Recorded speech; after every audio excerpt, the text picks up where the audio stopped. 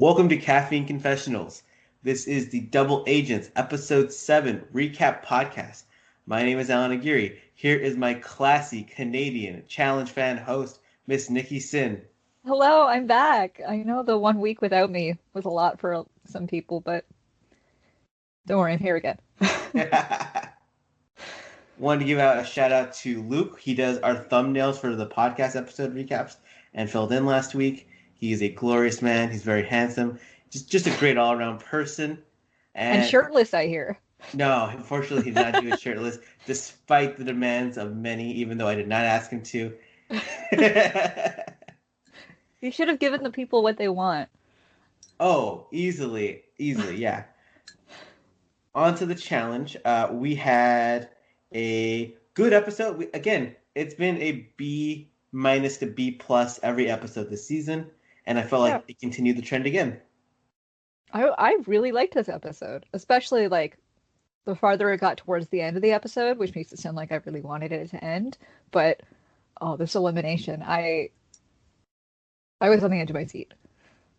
Yeah, we start the episode with the aftermath of last week's elimination, in which Kyle and Corey are just telling Jay flat out, like, yo, dude, we're not like friends anymore, because like you just blindsided us for no reason. You didn't tell us, you didn't do anything, and they just put it on the table.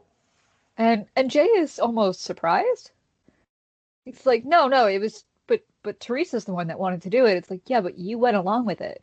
And it was very obvious that Jay had ample opportunity to be like, listen, you might go in. He could have at least lied to him and like, it's a maybe. That's like the difference between Survivor and the challenge, where you don't tell someone when you're blindsiding them on Survivor, and when you do it, they're gone forever. On the challenge, both these men came back. Yep. Nothing went well for Jay in this scenario. Everything went great for Theresa, but nothing went well for Jay. And then Leroy comes out and he's just like, he tells Jay, like hey, this is my last season. If it's the last thing I do, you're going home first. And it's very interesting to see because Leroy is one of the most passive players in like challenge history. And he's like, I'm in love now. This is the woman I ride or die for. I love it. You're dead. You're dead. Like it's like, I'm sorry, man. It's like I don't try much because it's easy not to try, but because I am now, you're gonna die. I love and I love Camroy. Camroy love that's the love for me. And Theresa tries to shut it down, and it doesn't really work. And it's funny though, because I don't know what she thought she was solving. The next morning, she has breakfast with CT, and she pokes CT by being like, "So, if you're gonna make a big move, would it be Darrell?" And CT's like, "Yeah, it would be Darrell. I would try to vote in Darrell." Yeah, he's like, "That would work for my game. Yeah, that gets me closer to $1 million. So I'll agree with that." And she was obviously the one that made the move. She made she went for it. She was like, "How about Darrell?" So what's funny is that last week I've talked about how she's been pulling moves from Wes and Laurel this entire season. The Notebook. And this, like, the way she's playing the game with her moves, who she's aligning with, like rookies specifically. And this was another Wes move, because I remember the scene from X's 2 where Wes goes to Jordan and he's all like, "So are you a bigger D head than Theresa is a B word?" And Jordan says, "Oh, she's a bigger B word." He then uses that against Jordan when talking later and creates drama and a scene there. And Theresa uses that same thing. It's like, "Oh, did you not say you wanted to vote in Darrell?" Their gameplay is strange because Theresa and Wes are always like, no, like we're not alike, but they truly are the way that they play the game, and I think it's definitely based on their romantic connection. I'm using some air quotations here in past seasons. Yeah, but I think it's sort of like an old school, or not old school, more so mid school. Yeah, Theresa was famous for like never playing politics and being terrible at it. And then she had the one season with Wes where Wes was running all the politics for them. And, she was like, "Wow, this is fantastic. Oh my God, we're doing so well." Yeah. And right now she's using his plays because that's what she's seen has worked. At the same time, she's also learning like, oh my God, it is hard being Wes because you have to deal with all these repercussions. And it's one of those things where it's like, how does he make big move after big move and just exist? I'd really like to see, an old school player like Bananas or Wes or, or Theresa in this situation really make a big move and then stand by it. Because Teresa's sort of she's like, okay, let's throw in Darrell. I'm gonna get Cam in, I'm gonna do this, let's get Ashley out. And then she's all puffed out in her chest when she does her confessionals, and then when someone approaches her about it, she's like, no, I didn't say that. No, it was this person. That's the tough part of being in that role. It's why like one person has been able to do it for 20 years or 15 Yeah, years, and it's you can't just jump into that role, especially because people don't expect it from you. And once you do it, it just sets off a big chain reaction. yeah. It things aren't looking good for Theresa. And thus are not looking good for Jay. At the same time, I love this version of Theresa because like it feels as though she had like a challenge bucket list where after X's 2, she created the family, she has the kids and everything now. But you can tell there's this little bit of hers like, no, Yeah. I wanna play the game. She even threw out the I'm not here to make friends line. Oh, which is such a classic in, like reality TV, competitive reality TV. It's like, I'm not here to make friends, I'm here to make money. I haven't heard that on the challenge in a while, honestly. And I was like, oh great, this is fantastic. It's one of my favorite lines. It's such a big brother line too, where they're like, I'm not here to make friends or like, fall in love. Like I'm here to make money. And I'm like, but It's you my do least need friends. no, yeah, it's my least favorite line on The Bachelor, but it's my favorite line used on the challenge because I'm like, yeah, you're actually trying to win something here. I mean, obviously, trying to win a man on The Bachelor, but that's not. I don't know if that's Are real. are you winning? Are Yeah, you are winning you? if you're competing on The Bachelor? Yeah, exactly. The daily Ugh. challenge then happens, and we have a really aesthetically cool daily challenge where players have to be on a cargo net. They're competing in heats of five. You have to knock your opposing players off the net. The The team net that that is gets hanging from a helicopter. yeah from a helicopter over I water, know. and if you get knocked, I mean the team that wins the fastest or like the team with the last person on the net in the fastest amount of time wins the daily challenge. I don't know if it was fastest overall team, but because the men themselves all DQ'd. Oh, and it was what a pathetic showing for them. Yeah, it Wow. was. Well, looking back, so in the first heat, it's Casey, Anissa, Big T, Cam, and Nani. And Casey wins. She knocks off Anissa, Cam, and Nani. But after the Anissa knockoff, I think that Cam and Nani just threw it to Casey quietly. Uh, I didn't think so when I was watching in the moment, but then I realized, like, wait a minute. Oh, she's Leroy's partner, and that's, Cam. Cam and Leroy, that's a thing. And Nani Yeah. and Casey are like number one allies on the female side. Yeah, and Nani and Leroy are aligned. Yeah, exactly. So to me, it was just like in the moment, I was like, wow, Casey's really strong. And looking back, I'm like, I think they just threw it to her. Yeah, and it's also like Anissa didn't super have a reason to pull a win. Yeah, she was also at the Fessy and bottom Anissa of both the have gold net. skulls. Yeah, and poor Big T, she just got like shot put off. She had no chance. I don't The think Big poor T. I think Big T just dropped. I don't think she like but got. I she didn't see. flew. Yeah, that was the best part of this challenge is that even though it was kind of boring in execution, every single time someone fell off the net, it looked cool. The second female heat was Amber M, Amber B, Lolo, Teresa, and Gabby.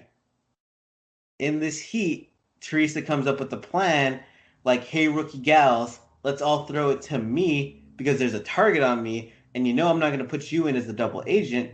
Along with that, I'm also going to make a smart play for us, and I'm going to give you your opponent of your choice.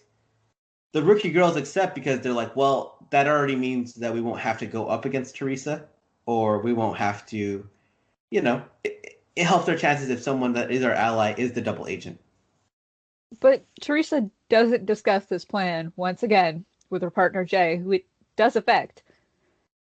Yeah, I mean, they already had the target on them, so it's a good move to make that play. It is a very West play as well, where like he's done that in the past with rookies where they just helped him get the win.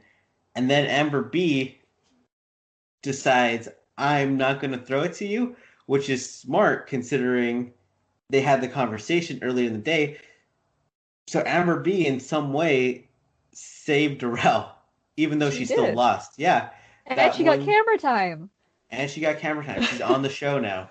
Yeah. Uh, I'm thinking if Big T is in that heat instead of Amber B, then Theresa wins that in like 10 seconds. Oh, yeah. She would just sort of like boot her off. Well, Big T is also Like like aligned physically with boot. Theresa, so that whole rookie girl alliance would have just fell in line, and we would have had a way different episode. It was a good try by Theresa. Valiant effort. I think if she wanted it to happen in that way, she should not have tried to make herself win. She should have tried to make probably a Gabby win. I think Amber B would have probably agreed, like, hey, we're all dropping and Gabby's going to get the win today. If they had done that, then I think everyone would have. I think Amber B would have fell in line because she's like, I don't trust you, Theresa, because you're a strong player and I'm hearing stuff, but I trust Gabby because why would you not trust Gabby? Yeah. And I think that would have been better for Theresa and Jay's game too. They would have been the A house less vote. shady move. Yeah. They would have been the house vote, but then Gabby would have given them who they wanted in elimination at least. Yeah. Which I wonder who it would have been. It probably would have been Theresa and Jay versus Josh and who's Josh? Josh and Nani. Oh yeah. I Because forgot about the whole I think Theresa Jay hates would be Nani thing. like Jay would see that as like, yo, I could beat Josh in an elimination. I think Jay could, do Unless it that. were a crying elimination, then Josh stands a pretty good chance. There's that challenge from I Love Money 2, I think it was, where people had to yell as loud as they can, and the person who Iconic. yelled louder knocked the other person off the platform, and Josh would kill that. If it was some sort of thing where like you had to like cry the most and like fill up the tank of your like your opponent so that they have to like swim out, then Josh would have had it. MTV, call us up. We've got really good elimination set up. In the end, Casey and Leroy win by a second, and it's another win for America's most boring team. They're great together, but they're very boring together, and they killed the show. Yeah, it's not so much for me. I like them in that the sense that they feel like, hey, I've had another partner for 1 week and it was terrible. They're like the person who like you live together with for like 5 years, but you don't really ever talk to. You're like, are you Oh, guys close friends? They're like, no, but they don't really make a mess. They clean up after themselves. They got yeah. me, yeah. They got me this nice keychain for my birthday. They're You cool. know, they've never finished all of my food and then not bought me more. Yeah. There's always milk in the fridge. Yeah, it's like when you've had a bad relationship, that stability. It's just good to have. I'm glad the milk's always there. After the challenge, they kind of go to the club, and I love their club. yeah, I love it too. And one of my favorite things is how they put the tape over the Diet Cokes. Oh yeah, Yeah, they like to make it look like a beer, and so like they have a scene where Teresa's just sitting by herself, just sipping on a Diet Coke, and I'm like, damn, Teresa's just sipping a beer, just chilling by herself, and I'm like, oh, that's a Diet Coke. That's a lot less menacing. yeah, and production was like, okay, just like go sit by yourself for a minute. It was She like, has but a can I talk to my friends? And they're like, no. Yeah, she has a conversation with Darrell where she's like, where they go over what happened in the daily challenge. Darrell doesn't believe her. Then she goes over to Amber. They have it out. Amber gets screen time for the first time. She defends herself against Theresa. Good for her. Yeah, good for her. It really didn't equate to much, but it was just good to see Amber B exist because she hasn't existed for 6 weeks. Yeah. And I'm hoping she'll start to get, further screen time, I suppose, like Theresa has. Another small detail I liked, or just like not even a detail, but as Theresa is walking away from Amber, Nani is dancing with a wine glass in one hand and a Diet Coke in the other. And then she hands the wine glass to Amber B, and it felt like such a vibe. I don't know.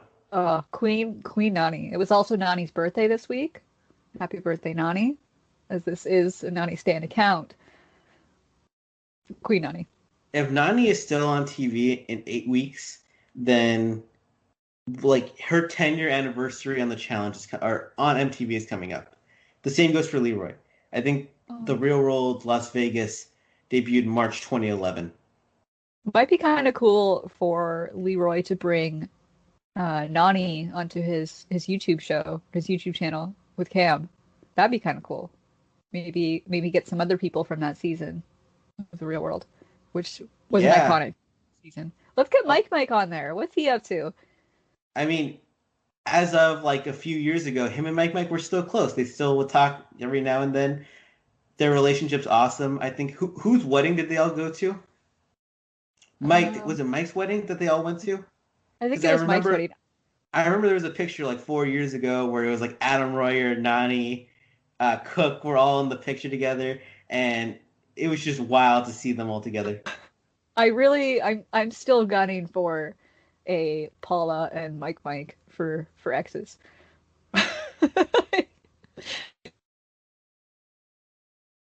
Funny. Yeah, that would be the dream. I mean, they're both married now. They would be pretty boring, but one of the weirdest couples in challenge history. Oh, so strange. Definitely like a circumstantial thing, like situational flirting.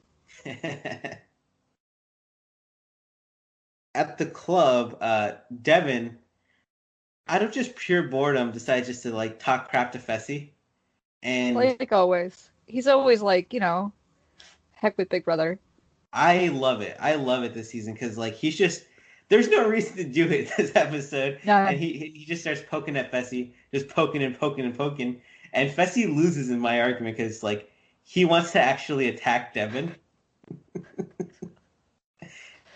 and there was something so nonchalant and transparent about what Devin was doing that I enjoyed it so much. It was just like, dude, Fessy, come on, don't get angry. He's not even saying that much right now. I thought Fessy, as he said earlier when he had a discussion with Corey, I thought he was such an introvert. Yeah, he's like, claiming I'm actually an introvert. He's claiming he's going to beat all these people's asses. Even Josh, who's like holding him back. As that scene's going on, I love that Kyle keeps like getting like giddy. He's like kind of like hopping up and down with a smile on his face. Yeah. And you can see in the background too, Jay is smiling because he's like, oh my God, am I not going to get voted into elimination because something happens right here? He's like, oh man, come on, escalate further. Oh yeah. And he's like pushing for it to happen more. And Kyle's sort of been trained reality TV wise, like from Geordie Shore he's like, yeah, I'm ready for things to kick off. You think I'm not gonna get on this fight? I want it. Kyle has no F's given at this point too, because he's just like, look, like, and like we're going for it. We're fighting, and we're just gonna have fun. We're not gonna care. We're not gonna worry about the little stuff. We're just embracing what's going on right here. What I love is that with this fight that's going on, you're rewatching Are You the One? I'm rewatching Geordie Shore. So we've got a good backstory for both of them. Yeah. Josh gets Fessy outside. He's like, no, don't beat his like ass. Like just like go to sleep. This is what he does. Yeah. As if like, yeah, as if Devin didn't get Josh like this like 3 episodes earlier, so he kind of understands. Still Uh, hasn't answered that math problem. Devin decides to moon them. Which I'm an adult, I like to think I'm a mature adult, sort of. That was funny. Mooning is still funny.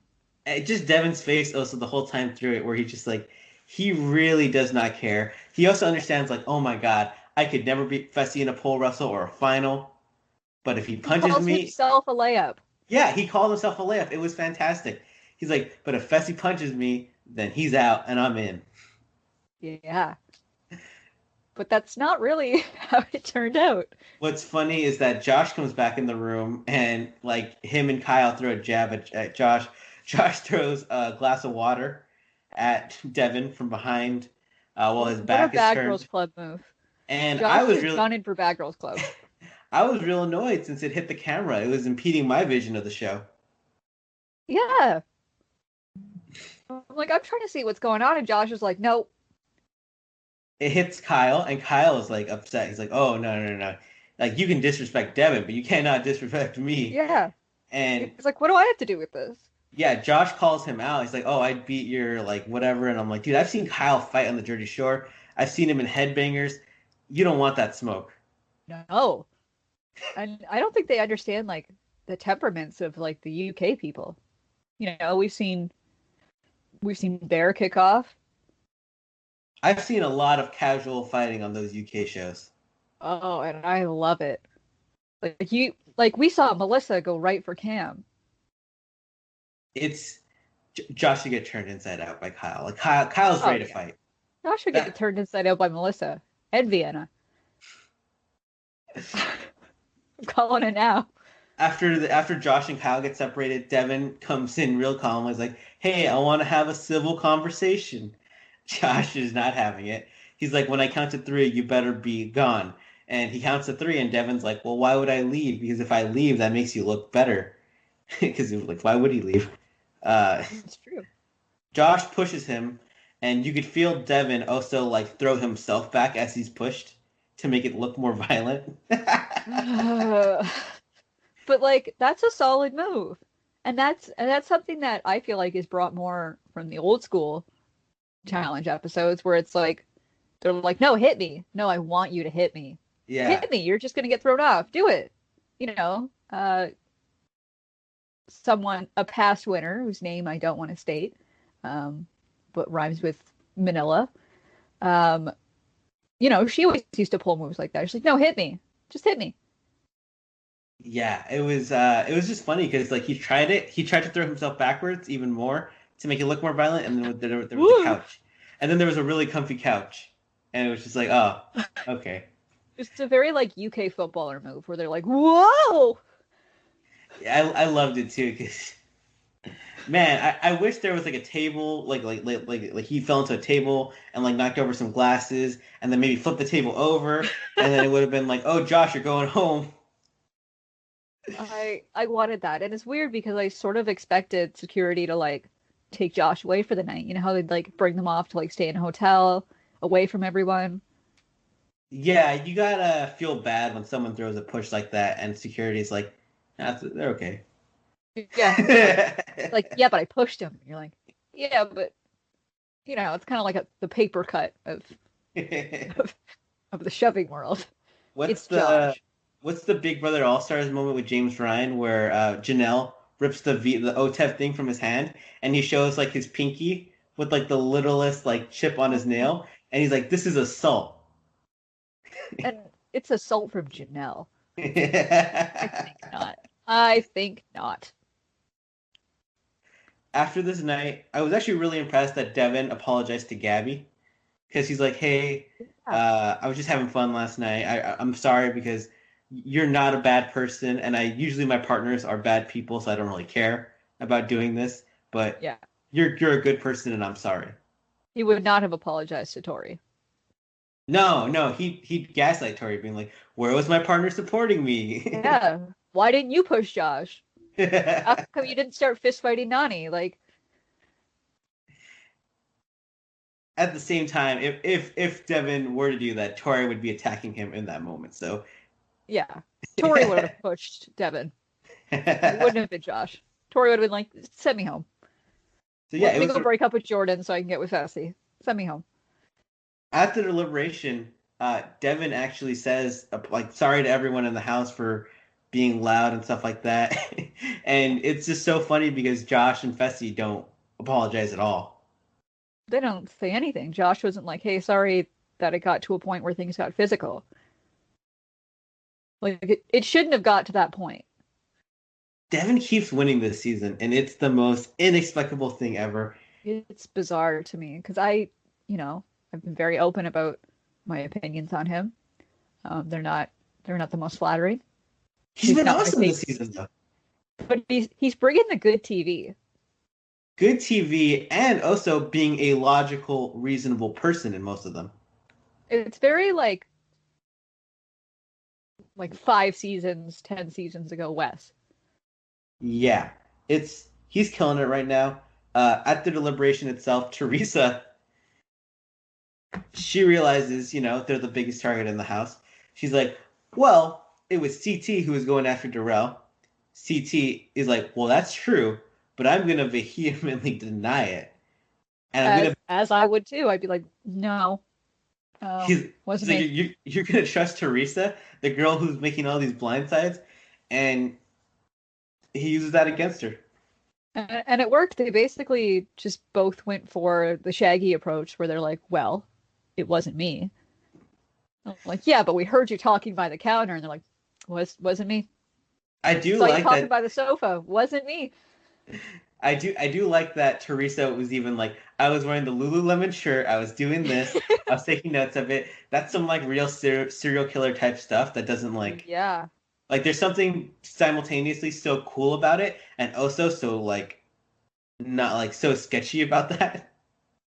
It was a bit much. She's like, I know exactly what sweater, I know what time, I know what I was like, the beverage I was drinking, like how many sips I've had from the cup. I was like, oh, all right.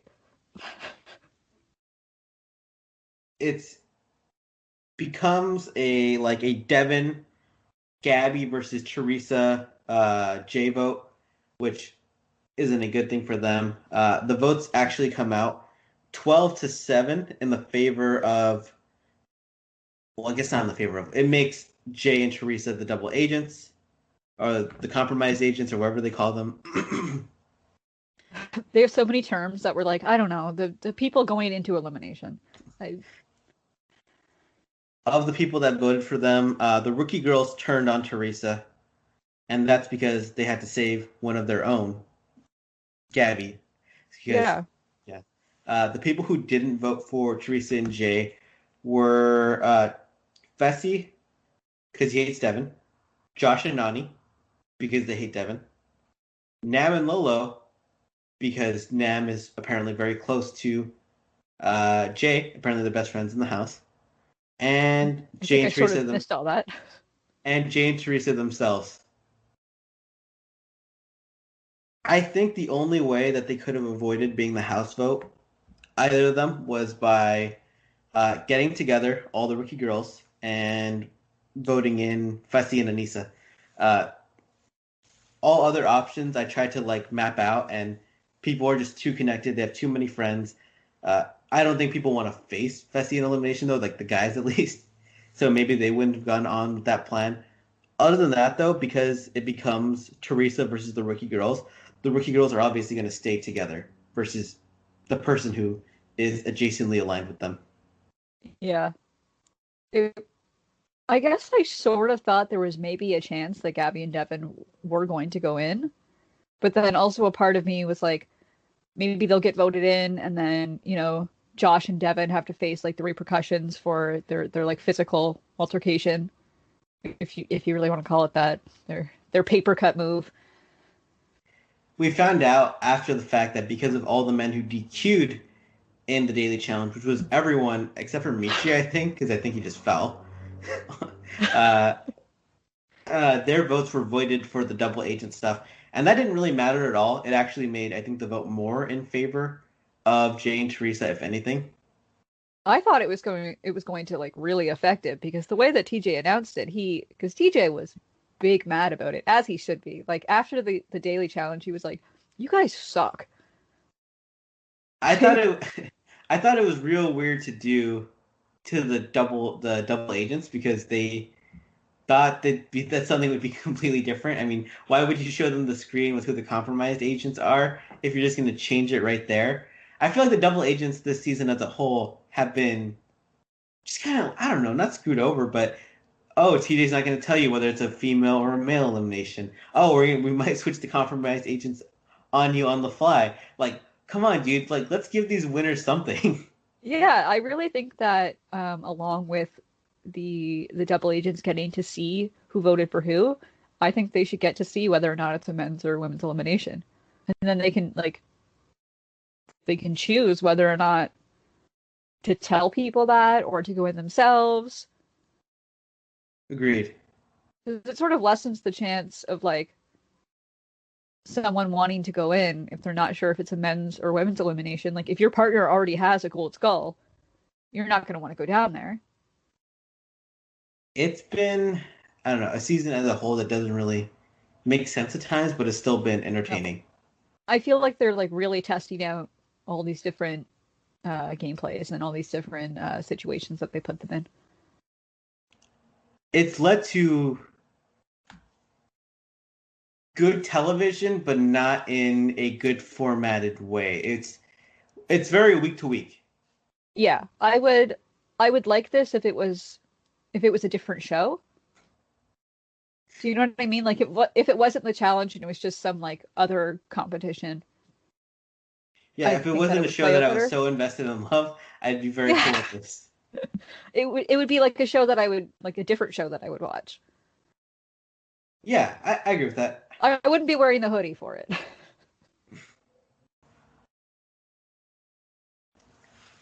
Moving on to the elimination, and Leroy gets to the stage. He decides that, if it's something that looks good for him, he's going to go in and try and get his goal. Uh, it is the same game that Ashley and Natalie played in, and it's the same game he dominated on X's2. Even though this Yeah. elimination is in some ways built for Jay as a rock climber with really low body weight and like really good, strength compared to his body weight. Leroy is confident. He puts himself in there, and holy crap. One of in it's now in my like top 5 eliminations. Yeah, the first time he did the elimination, he destroyed it. It was one of the most Yep. jaw-dropping efforts ever. At the same time, Leroy wasn't going against Bananas because Nani was stuck on the pole, so we didn't really have a reference point for him going against someone else. And I think Leroy faced the person who was most well built to beat him in this elimination. Absolutely. And they get going, and TJ tells them that the path this time is 2 times longer, and it did look 2 times longer, and there are 3 times Yeah. more bumps. I don't know if there were 3 times more bumps, but it was definitely 2 times longer. It They get definitely looked go, 2 times harder. they get going, and they're both going like pew pew pew. They're just hitting it Yeah. back and forth. What's crazy is that they're both going at about the same pace.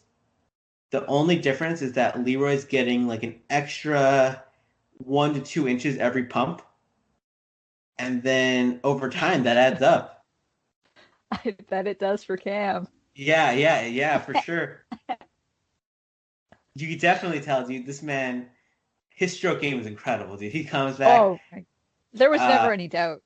what's funny is that he gets to the end of the first part, and he has, I want to say, like 5 feet on Jay, maybe 4 feet. Yeah.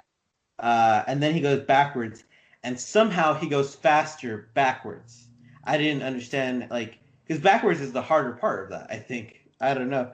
Uh, it's a less natural motion, and Yeah. he's just going backwards like crazy. The crowd collectively, their jaws dropped. Uh, at one point near I the did. yeah, I My mean, jaw you just dropped look at like the I was in whole. the mask. It's just one of those things where like Leroy himself is so docile most of the time. He's just a really easygoing guy that when he pulls off these like, oh my god, he would literally be like these like moments of like strength that no one else could do. You're just like, Yeah. wow, okay, Bodied it. putting this in my brain. Never want to see this dude down here in my Nope. life. Nope. Absolutely not. I also think it would have been interesting to see it like Casey versus Theresa down there. Yeah, that would have been a good elimination.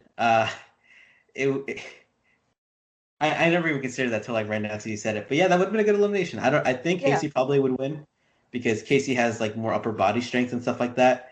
Uh, would have been a good elimination though. Yeah, but Then Teresa carries those kids around all the time.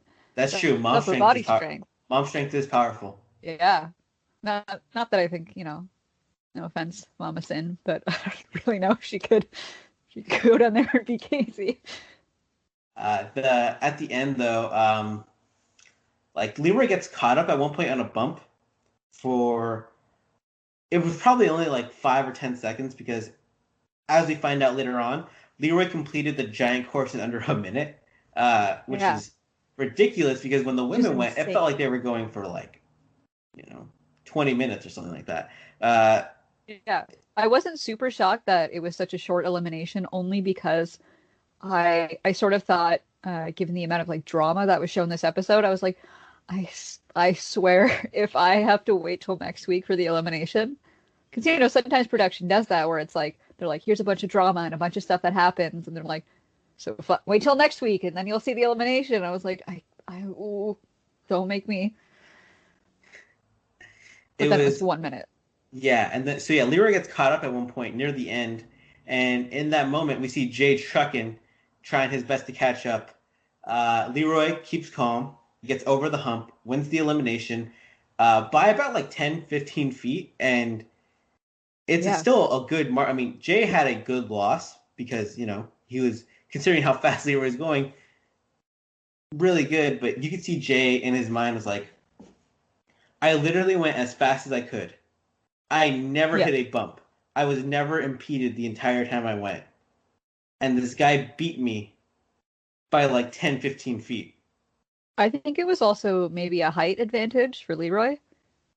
Yeah. I mean, they're not that much. I mean, maybe there's like, what, 2 inches in height between them? Well, it's like, what, 2 inches will do a lot for you. No, I mean, yeah, I mean, we're talking. I meant in the competition. Let's not get anything mixed up about my preferences in life. No, yeah, I mean, Leroy again, sorry, Mom. Leroy's just built in such a way that like he just has a lot of like his ability to exert power. Yeah, is ridiculous. And his focus is always there. Like right before they did it, he was like, he was pumping himself up. He's like, he doesn't want it as bad as you do. You want it. Yeah, I mean, because I think that really makes a difference. Jay never stopped. He never he never hit a speed bump. He never was like gassed out. He just kept going, and it sucks to go as fast as you possibly can, do the best you possibly can, and still get kind of smoked. I mean, that's heartbreaking. Yeah. It reminded me to gather second place. Yeah, and the two-man competition. TJ after the fact is like, yeah, sorry, Jay, nobody's beating him in that. You didn't stand a chance. It reminded me of Gauntlet 2 when Alton climbs the cargo net, like in like 2 seconds, and Adam King, who's like a good climber, gets like demolished and just smoked. And TJ is like, yeah, man, people aren't supposed to climb a net that fast. I don't know what to say to you. I have nothing else to say, but wow. It was that type of moment. This is Leroy's 9th career elimination win. He ties Nelson and Derek K for 3rd among males. He has a skull. He chooses to stick with Casey because he knows that stability. He knows that he could get his partner stolen at any time either. So don't go with Cam just yet. It also might not be their last eliminations either. Theresa gets Corey as a partner. Jay is gone. And I don't feel bad for Jay at all. I think a lot of people online are going to blame Theresa. In reality, like, you're a victim of your own passivity, in my opinion. I mean, Jay definitely could have, like, stuck up for himself with people that are supposed to be his friends. Like, he could have been like, Corey, like, I wanted to tell you, but, I have my loyalty toward my partner. And in the end, that's probably something that Corey would have done too. he put himself in a tough position. Yeah. His name is Jay, but he was acting like Silent Bob when it mattered most. He is just like, again, I know that a lot of people like him on social media and stuff like that, but that was bad gameplay in my opinion, and it's gonna hurt him next season as well because now people Yeah. might look at Jay as someone they can't trust. And Teresa's probably never coming back to the challenge because she's pregnant and she's having labrum surgery or like has like a torn shoulder this season apparently, and is still competing well. So like he might be dealing with the repercussions for another year or two on this show. Yeah. Meanwhile, Teresa's just she's playing the game for herself. She has Corey, who in some ways is like a little bit of an upgrade of as a partner. Cursed Corey and toxic Theresa. I do like that Corey's on his fourth partner already, and he could still get more. I know, he's almost got, more partners than baby mamas from MTV. Heyo. Little side note that's inconsequential to this episode of the challenge. Uh, Corey's baby mama Taylor is like banned from MTV because of tweets she had back in the day. Uh, I would really like the child that Corey has with her to be featured on Teen Mom, except they used Nelson as the mom role in that show. So they film all the scenes where it's just Corey and Nelson, as in like a My Two Dads type of thing. Nelson really might be my favorite teen mom. Yeah, I would also like them to get Kyle and Melissa on this show as well. I know Kyle has a girlfriend, but you know, him and Melissa are endgame for me. I I think that one day they will end up together. There's just something about them. They just, I don't know, the way she rode for him, the way he was just tall for her. It was a real good combo. Oh, I'm so team Melissa. And I know, given past seasons for hers, I have a pretty good shot with her. So Yeah. we could tone each other's hair. We could have little sleepovers. I'd be a better baby daddy than whoever Vienna's dad is. Yeah. I'm not even gonna mention him. So what would you rate the episode? What was your overall thoughts on it? I want to give it 7.5 out of 8 of Nam's abs. Wow. Okay. Yeah, but it's Wow. all because of the elimination. It was a good elimination. I'm gonna give it 6.25 Nam abs out of 8. I thought it was a good episode. Okay. I thought it was very Teresa centered. When I wrote my recap of it, like 3 out of the 10 things were Teresa oriented, and she's been the star of the show the last 2 weeks. It's undeniable. I just had to just copy the name Theresa for my recap and just hit paste a bunch of times. That's literally one of my titles. It's Theresa, Theresa, Theresa. Double agents, Theresa and her partner, Theresa. Going towards next week, we are going to get what looks like a mud pit daily challenge, where there's like a pole wrestle type thing going on, where whoever there's probably gonna be like 5 poles in the mud, and then whoever doesn't get one is knocked out, and then another round with the men and the women. And I think CT gets mad at Big T because Big T's small, and she's probably not going to do that well in it. And what did you want from her in that? She's so little. He wanted a new partner. That's what he wanted, and it sucks. But their relationship was on the highest of highs, and it's slowly going down. Yeah, I think it's a lot of CT wondering if he's ever going to get a chance to go in and get his skull. There are, I think, based on stuff that's been posted on Cam and Leroy's social media, I believe their plan was to not let CT ever go into elimination. Which is wild that they let Fessy go in. I want to see Fessy versus CT. That's what I want. I mean, they're not afraid of Fessy in a final, necessarily. They're afraid of CT in anything. Well, as they should be. Fessy's looking to gas out again. He's got Tyree in a final written all over him. He was doing okay in the final last season, and snow isn't good for big men. That's historically a thing. He was killing the final until day 2 in the snow, where your body really just starts to break down. Oh my!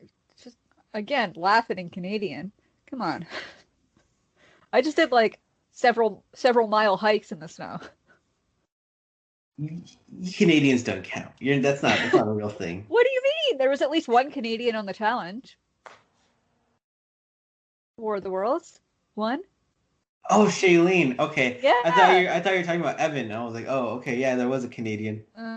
Well, I try not to discuss him given his Yeah. legal past. Yeah. So hope you guys enjoyed this episode of the podcast. Yeah. Subscribe to us on YouTube. Subscribe to us on Spotify. Subscribe to us on Apple iTunes if you got that. CaffeineConfessionals.com. Follow Nikki on Twitter at the Nikki Sin, and Instagram at the Nikki Sin. At thenikkisin.com is her website. Follow me at the Allan and Nikki on Twitter. And yeah, Caffeine. We're gonna have a video talking about the best Big Brother seasons to watch for new viewers coming out soon. Some other good stuff. Have a great day. Heck yes. Thanks for listening.